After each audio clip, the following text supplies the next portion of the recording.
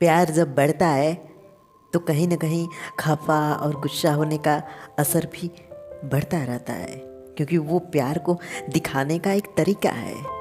जैसे आप बचपन में खिलौने के लिए रोया करते थे तो आप अपने माँ बाप से खफा हो जाते थे, गुस्सा हो जाते थे। आपके माता पिता ने आपको खिलौना नहीं दिलाया। बस यही बचपना एक प्यार में भी दिखता है, जहाँ पे दो लोग एक दूसरे से बात तो करना चाहते हैं, लेकिन दोनों सिर्फ इसलिए मौन है क्योंकि दोनों एक दूसरे के सामने झुकना नहीं चाहते, दोनों एक दूसरे को मनाना नहीं चाहते। यही वजह है कि कभी कभी हमारा प्यार हमसे दूर चला जाता है।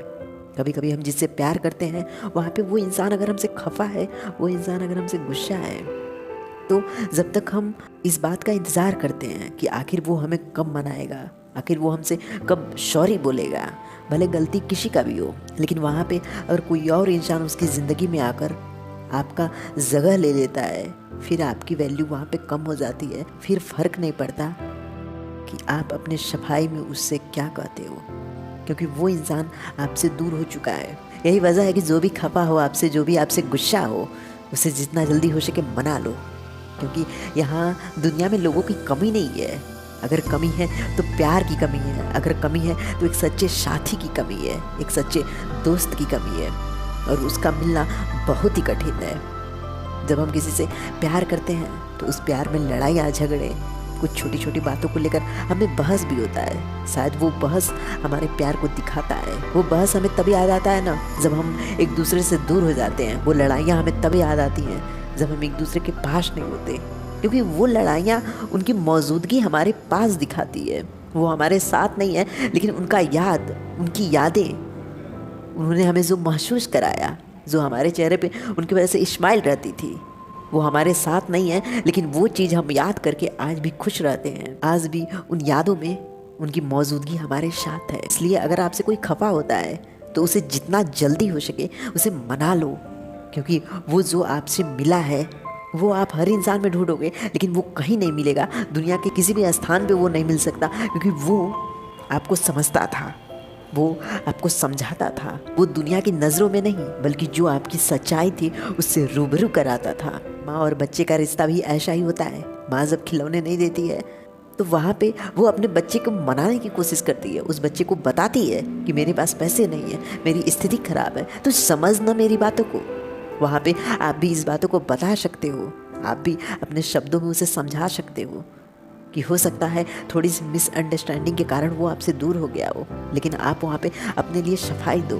आप बताओ कि क्या गलती थी, क्या वजह थी जो उसे बुरा लगा, जो उसको हर्ट किया, जो मजबूर किया उसे मौन रहने के लिए।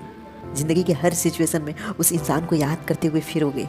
आप बताओ क्या वो सिचुएशन सही है जहाँ पे आप उसे याद तो कर रहे हो, लेकिन आप उससे बात नहीं कर सकते, आप उसकी यादों में खोए हुए हो, लेकिन सिर्फ यह वजह है कि आपका ईगो उसके सामने झुक जाएगा, आपका ईगो उसके सामने गिर जाएगा। आप अपने ईगो को देखते हुए उसको मनाने की कोशिश नहीं करते हो। आपको लगता है कि अगर आप उसको मनाते हो तो उसके में एटीट्यूड आ जाएगा, लेकिन जहाँ पे आप ये सोच रहे हो, सोचो एक अच्छा इंसान ना सबको नहीं मिलता। एक जीने की वजह जो होती है वो सबको नहीं मिलता। अगर आपके पास वजह है तो उस वजह को कायम रखो। वो आपका मोटिवेशन भी बन सकता है, वो आपको आगे बढ़ाने के लिए आपकी मदद भी कर सकता है।